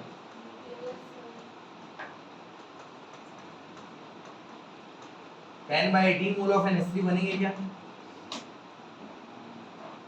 इजी है, लेकिन तकलीफ है। बोलो क्या? कितना टाइम लगता है बेटा? इतना, ये इतने बनाएगा, ये इससे बनाएगा, तो इतना इतना इतना इतना, और कहीं एक बार एक गलती की है मतलब नमस्ते हो गए तुम्हें, आगे नहीं। एक तो टाइम ज्यादा लग रहा है, एकदम फोकस होना पड़ेगा, इतना ये मोल, ये इतना इतना। अरे तो इजी था, और डिफिकल्ट हो सकता है। हो सकता है, हो सकता है कि नहीं हो सकता? कुछ शॉर्टकट नहीं है क्या? है ना? शॉर्टकट है अपने पास, उसको अपन बोलते हैं मूल कंसेप्ट। क्या बोलते हैं? क्या होता है सर मूल कंसेप्ट? कुछ नहीं होता बेटा, फ्रेमिंग करना रहता है। जैसे आपके पास मान लो एक रिएक्शन है, कि स्टैंडर्ड रिएक्शन अपना A B C और D, मतलब कि A के A मोल B के B मोल से रिएक्ट करते हैं, C के C मोल बनाते हैं और D के D मोल बनाते हैं। तो उसकी फ्रेमिंग कैसे करोगे? आप लिखोगे number of moles of A divide by stoichiometric coefficient of number of moles of B divide by stoichiometric coefficient of number of moles of C divided by stoichiometric coefficient of C, number of moles of D divided by stoichiometric coefficient of D. So, हम लोगों को चमत्कार करने तो बोलेगा नहीं कभी। हमको या तो A के मोल्स दिए रहेंगे, गिवन रहेंगे, पहले से रहेंगे कि मान लो A के 2 या X मोल, तो बोलेगा A के X मोल है, बताओ A के X मोल से B के कितने मोल रिएक्ट करेंगे, C के कितने मोल बनेंगे और D के कितने मोल बनेंगे। ऐसी क्वेश्चन पूछेगा ना, या और क्या पूछेगा? D के Y मोल किसी रिएक्शन में बने हैं, बताओ जब D के Y मोल बने तो C के कितने मोल बने, B के कितने मोल लगे D के Y मोल बनाने के लिए और A के कितने मोल लगे। मतलब मेरी बात एकदम क्लियर है कि आपको एक रिएक्शन में कोई एक चीज दी हुई होगी और उससे रिलेट करके आप जो दूसरे कंपोनेंट्स हैं रिएक्शन के, जो और दूसरे रिएक्टेंट्स या और जो दूसरे प्रोडक्ट्स, उसको आप कैलकुलेट करना रहेगा। तो स्टोइकियोमेट्री से ये पिछला क्वेश्चन में जैसे रिलेट किया वैसे रिलेट करना पड़ेगा बेटा। बोलो हाँ। बोलो हाँ। उसमें एक मेथड ये देख लिए, दूसरा मेथड अभी देख रहे हैं। बोलो हाँ। तो तो इनमें से कोई एक चीज तो आपको हमेशा दी हुई होगी ना, कुछ नहीं दिया होगा तो क्या कैलकुलेट करोगे? आई बात समझ में? तो कोई भी एक चीज यहाँ पे गिवन रहेगी, बोलो हाँ। एग्जांपल के लिए मान लो नंबर ऑफ मोल दिए हैं, ए के x मोल दिए हैं, तो ये तुमको दिया रहेगा, गिवन है ना, और ये तुमको स्टोइकोमेट्रिक कोएफिशिएंट भी पता चल गया, तो इन दोनों को रिलेट करोगे तो ये मिल जाएगा, इन दोनों को रिलेट करोगे तो ये मिल जाएगा, और इन दोनों को रिलेट करोगे तो ये मिल जाएगा। ये तो तुमको पता है भैया, बैलेंस इक्वेशन है, बोलो हाँ। बोलो हाँ। इसी को बोलते हैं बेटा मोल कंसेप्ट। ये तुम्हारा क्या है बेटा? मोल कंसेप्ट। क्या है सर? एक काम करो ना, आप ये जो पिछला क्वेश्चन बनाया था ना, इसको मोल कंसेप्ट से बनाओ। डायहाइड्रोजन के 5/6 मोल थे क्या बेटा? अरे बोलो भाई। पहले इसकी फ्रेमिंग करो, number of moles of dinitrogen divide by 1। Zero करूंगा क्या? जीरो लिख देता हूं ना, कुछ तो नहीं है वहां पे, 1 लिख। Number of moles of dihydrogen divide by number of moles of ammonia divide by, क्या दिया हुआ इसमें? क्या दिया हुआ था? हाइड्रोजन के मोल्स, हाइड्रोजन के दिए हुए थे क्या? एक बार इन दोनों को रिलेट करूंगा तो ये मिल जाएगा, इन दोनों को रिलेट करूंगा तो ये मिल जाएगा। Number of moles of dihydrogen बोलो कितना? अरे बोलो भाई, 5/6 divide by 3 is equal to number of moles of dinitrogen divide by 1। Number of moles of dinitrogen, number of moles of dinitrogen, ये 6 नीचे आ जाएगा, या तो 1 है, 5/18 पक्का। चलो अब 5/6 डिवाइड बाय 3, इसको और इसको रिलेट कर देते हैं। Number of moles of NH3 divided by 2, number of moles of NH3 क्या हो जाएगा बेटा? 5/6, 5/18 और 2 उधर चले गया, 10/18। बोलो हाँ। यहाँ पे भी यही आया था बेटा, 5/18। कौन सा मेथड ज्यादा अच्छा है? लेकिन सॉल्व इसी से करोगे, क्योंकि जितना प्रैक्टिस करोगे, अरे बेटा अभी एग्जाम में मेरे को भी पता है तुमको जल्दी बनाना है, जल्दी सॉल्व करना है, लेकिन इससे क्या होता है ना बेटा, एक्टिविटी बढ़ती है दिमाग की। तो कोशिश ये करना कि इसी से बनाते रहो, वो ऑटोमेटिक तुमको दिखने लगेगा, समझ में? और इससे भी प्रैक्टिस करना है, ऐसा भी मत हो कि ये भी चीज़ तुम्हारी प्रैक्टिस में नहीं रहे, लेकिन कोशिश ये करना ज़्यादा से ज़्यादा क्वेश्चंस को आप इससे सॉल्व करो, क्योंकि अभी अभी बाद में तो उसी से करना। ठीक है, बात समझ में आ गई क्या? बात समझ में आएगा क्या? हाँ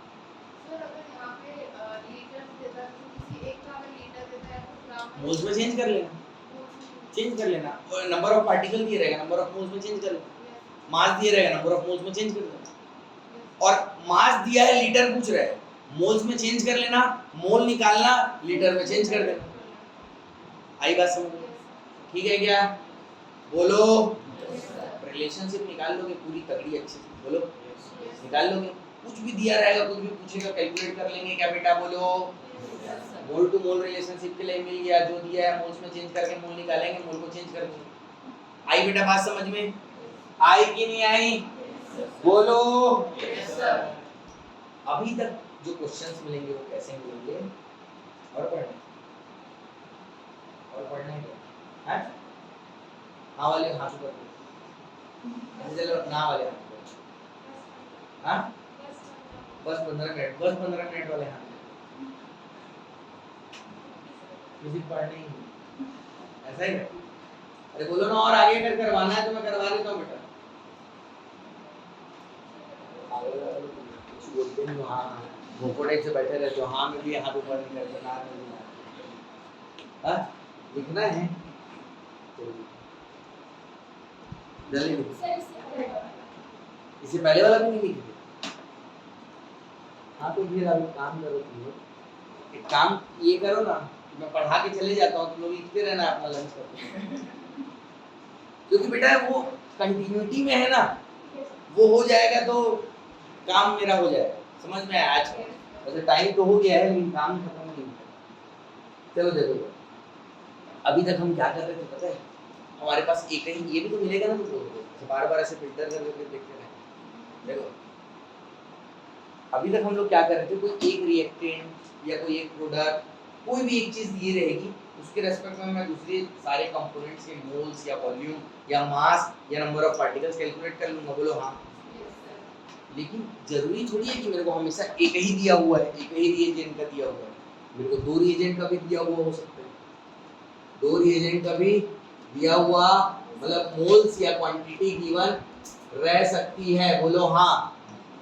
मान लो एक डायनाइट्रोजन का मान लो 1 मोल दिया है और डायहाइड्रोजन का मान लो 5 मोल दिया है, तो दो लोगों का दिया है। बोलो हाँ। कितना मोल अमोनिया हो रहेगा? 6 मोल वाले हाथ ऊपर करो, 5 और 1 6 बेटा। 4 वाले हाथ ऊपर करो, 2 वाले हाथ ऊपर करो, 2 वाले हाथ ऊपर करो। 2 आंसर है इसका। अब देखो, अब सुनो मेरी बात। इससे पहले जब एक रिएजेंट दिया रहेगा तो हमारा कोई टेंशन नहीं, उसी के रेस्पेक्ट में बी, उसी के रेस्पेक्ट में सी, उसी के रेस्पेक्ट में डी। या डी दिया है तो उसी के रेस्पेक्ट में सी, उसी के रेस्पेक्ट में ए, उसी के रेस्पेक्ट में बी।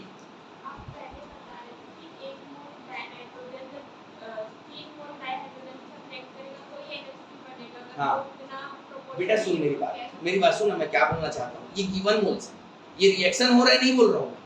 अब देख, जैसे मान लो 2 किलो आटा और 4 ग्लास पानी से रोटी बनती है, तो पानी तो तेरे पास बहुत सारा रखा है ना, तू उसको कैसे यूज कर रही है? मोल्स ये गिवन है। अभी मेरे को आगे बोलने देती तो मैं तेरे को और क्लियर कर देता। ठीक है, डायनाइट्रोजन के कितने मोल गिवन है? 1 मोल। डायहाइड्रोजन के कितने मोल गिवन है? 5 मोल। 1 मोल कितने मोल से रिएक्ट करेगा? 3 मोल। इसके 1 मोल जब जाएंगे, इसके 3 मोल जाएंगे। बोलो हाँ। और 2 मोल NH3 बनेंगे। बोलो हाँ। अब सुनो मेरी बात, इससे पहले के क्वेश्चन में क्या था, एक रिएजेंट दिया था, हो सकता है वो रिएक्टेंट रहे, हो सकता है वो प्रोडक्ट रहे, उसी के करेस्पॉन्डिंग हम दूसरे कंपोनेंट्स के मोल्स या वॉल्यूम या वो निकाल लेते थे। अपने को टेंशन बिल्कुल नहीं रहता था। ज्यादा टेंशन रहेगा तो मोल कंसेप्ट यूज कर लेंगे, दिमाग लगाने की जरूरत नहीं है। तो भी ठीक, नहीं है तो भी ठीक, क्या दिमाग है कि नहीं? अभी क्या है ना बेटा, अभी हमको 2 रिएजेंट के मोल्स दिए हुए हैं, तो 2 रिएजेंट के मोल्स दिए हैं तो पॉसिबिलिटी 2 बन रही है। बोलो क्या? पहली पॉसिबिलिटी कि जो गिवन मोल्स दिए हुए हैं वो कंप्लीट रिएक्शन कर लेंगे, ना तो इसका मोल बचेगा ना तो उसका मोल बचेगा, 100% कंप्लीट रिएक्शन हो जाएगा। बात समझ में आई? बात समझ में आई? दूसरी पॉसिबिलिटी ये भी तो है कि एक रिएक्शन में पूरा पूरा खत्म हो जाएगा, मतलब 100% कंप्लीट रिएक्शन नहीं होगा। अगर 100% कंप्लीट रिएक्शन नहीं होगा तो एक पूरा पूरा कंज्यूम हो जाएगा, दूसरा बच जाएगा, जैसा यहाँ पे हुआ। अगर डायनाइट्रोजन के 1 मोल हमको दिए रहते और डायहाइड्रोजन के 3 मोल दिए रहते, कितने मोल दिए रहते? 3 मोल दिए रहते, तो 2 मोल NH3 बन जाता बेटा। बोलो हाँ। और N2 और H2 पूरे क्या हो जाते बेटा? खत्म हो जाते, कोई नहीं बचता। ये पॉसिबिलिटी है। और ये मेरे को डायनाइट्रोजन थोड़ा सा दे दिया और डायहाइड्रोजन का पूरा कंटेनर भिजवा दिया, ले भाई तुम्हें जितना यूज करना है। तो जब भी ऐसी दूसरी सिचुएशन आएगी बेटा, तो एक पूरा का पूरा खत्म हो जाएगा और एक बच जाएगा। समझ में आया? जो पूरा का पूरा खत्म हो जाता है रिएक्शन में, उसको बोलते हैं लिमिटिंग रिएजेंट। क्या बोलते हैं बेटा? Limiting reagent. क्या बोलते हैं बच्चों? Limiting reagent. और जो बच जाता है उसको क्या बोलते हैं बेटा? Access reagent. क्या बोलते हैं? जैसे इस रिएक्शन में कौन बच गया बेटा? हाइड्रोजन बच गया, तो वो एक्सेस रिएजेंट हो गया। अब ये जो अमोनिया बनेगा, ये किसके अकॉर्डिंग बनेगा? डायनाइट्रोजन के जो गिवन मोल्स है उसके अकॉर्डिंग कि डायहाइड्रोजन के गिवन मोल्स है उसके अकॉर्डिंग? जाहिर सी बात है कि भाई जो एक्चुअल में जो रिएक्शन हो रहा है उसी के अकॉर्डिंग तो फाइनल प्रोडक्ट बनेगा। बोलो हाँ। बोलो हाँ। तो अब मैं डायनाइट्रोजन के मोल से, अगर मेरे को पता चल गया कि डायनाइट्रोजन क्या है? लिमिटिंग रिएजेंट है, तो मैं इसके मोल्स के अकॉर्डिंग मैं रिलेट कर लूंगा कि इसके कितने मोल के साथ रिएक्शन करेगा और कितने बच जाएंगे। और डायनाइट्रोजन जब 1 मोल जाएगा तो अमोनिया कितना बनेगा, ये सब मैं कैलकुलेट कर लूंगा ना, क्योंकि मेरे को रिलेट करना आता है। क्या बोलो? आता ही नहीं। तो जब कभी भी एक रिएजेंट रहेगा तो हमको सिर्फ रिलेट करना है, लेकिन 2 रिएजेंट रहेंगे तो सबसे पहले हमको ये देखना है कि कि इस क्वेश्चन में कोई बच रहा है कि कंप्लीट रिएक्शन हो जा रहा है। मतलब देखना है स्टेप 1 चेक करना है कि ये क्वेश्चन लिमिटिंग रिएजेंट का है कि नहीं है। तो जो रिएजेंट्स दिए रहेंगे ना उसमें लगा देना मोल कंसेप्ट, जैसे number of moles of dinitrogen divide by 1, इसका रेशियो अलग लेना। और डाइनाइट्रोजन की क्या लोगे, इवन मोल्स, क्या लोगे, और डाइहाइड्रोजन की क्या करोगे बेटा, इवन मोल्स। बात समझ में आई क्या, बात समझ में आई क्या, आगे बात समझ में, इसके कितने दिए हो, इसके कितने दिए हो, अगर ये बराबर हो जाता है मतलब कंप्लीट रिएक्शन। पुराना मोल कंसेप्ट में यही तो पढ़े कि अपन कैलकुलेट कर सकते हैं, अगर इसके मोल से कितने मोल रिएक्ट करेंगे वो इक्वल करके निकालते हैं। अगर इक्वल आ गया, अगर इक्वल आ गया मतलब कंप्लीट रिएक्शन है, कोई भी लिमिटिंग रिएजेंट, कोई भी लिमिटिंग रिएजेंट नहीं, लेकिन इक्वल नहीं आया। जैसे यहाँ पे देखो डाइनाइट्रोजन के कितने मोल दिए थे, 1 डिवाइड बाय 1, और वहाँ पे डाइहाइड्रोजन कितने दिए थे, 5 डिवाइड बाय 1। सेम था क्या, नहीं था, सेम नहीं था, मतलब ये लिमिटिंग रिएजेंट का क्वेश्चन है। कंप्लीट रिएक्शन नहीं हो रहा है, कुछ बच जा रहा है, बोलो हाँ, बोलो हाँ, लिमिटिंग रिएजेंट का क्वेश्चन है। स्टेप 2 अगर ये लिमिटिंग रिएजेंट का क्वेश्चन है तो इसमें से लिमिटिंग रिएजेंट कौन है, जिसका रेशियो छोटा होगा, जिसका रेशियो छोटा होगा, किसका रेशियो छोटा है, डाइनाइट्रोजन का, dinitrogen is limiting reagent, dihydrogen is, बोलो नहीं समझ में आया बेटा, नहीं आया बोलना। अब जिसके जो लिमिटिंग रिएजेंट है उसको पकड़ेंगे और मोल कंसेप्ट में चिपका के कितने मोल से कितना मोल रिएक्ट करेगा वो सब निकाल लेंगे बेटा, बोलो हाँ, अरे बोलो ना, इसमें लगा देंगे। तुम लोग डाइहाइड्रोजन के मोल के हिसाब से चलोगे क्या, यहाँ पे इसके हिसाब से चलोगे, यहाँ पे डाइहाइड्रोजन के 5 मोल की यहाँ रख के डाइनाइट्रोजन और ये निकाल लेना, बोलो हाँ। अरे नहीं भाई, लिमिटिंग रिएजेंट के हिसाब से निकालना।